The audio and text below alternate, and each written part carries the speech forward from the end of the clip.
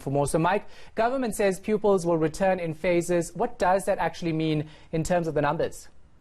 Yeah, Shahan, so we've actually been looking at a report issued by the Department of Basic Education in January this year that looks at the numbers of pupils per grade. And if we bring up our first graphic, we'll get a sense of the kind of pressure that the department could be under as this first phase actually takes place. Remember, the first phase is grade 7 pupils as well as matric pupils. So the calculations there, Shahan, just over 1 million grade 7 pupils across South Africa's schools and around about 640,000 grade 12s. So in other words, Shahan, in that first phase of pupils, we're looking at about 1.6 million pupils entering our schools. Of course, that's assuming that all of them do decide to return to the classroom. Let's move on to our second graphic, Shahan, and we'll get a sense of the pressure that will build up as some of the other grades start to return. So, for example, Shahan,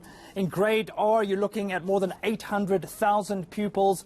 And in most of the other grades, all the way up to grade 12, you're looking at 1 million pupils per grade. Slightly lower in the likes of grade 9 and grade 11. But on average, Shahan, around about 1 million pupils per grade. So, of course, the Basic Education Department will have to find ways of ensuring that those pupils are safe. And when you look at the overall calculation, Shahan, as we bring up our next graphic, we're talking about 13 million pupils that the Basic Education Department will have to protect, and of course it will have to manage their behavior while they are at school, ensuring social distancing and ensuring good hygiene. And just in terms of the numbers, Shahan, the total amount of people working in South Africa's formal economy is about 10 million people.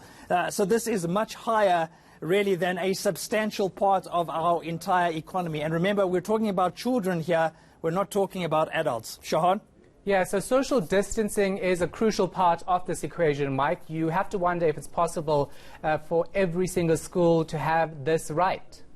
Yeah, absolutely, Shahan. So we've focused on an issue called learner-to-school ratio. We're going to bring up our next graphic and we'll give you a sense of that. Again, these figures are from the Department of Basic Education, really looking at the amount of pupils or children are actually at the average school in South Africa. And the number there, Shahan, according to government, 543 learners per school. And if we focus very quickly on our next graphic, we'll see the provincial breakdown, Shahan, and you'll get a sense of the amount of people that are in or on a school property at any given point. So take a look at the bar at the top there, Shahan. That's the Eastern Cape. On average, 340 pupils at school. But then I want to take you to the bars right at the bottom, Shahan. And in the more densely populated provinces, you see a very different picture. So the Western Cape, the average school there, Shahan, more than 820 pupils. In Gauteng,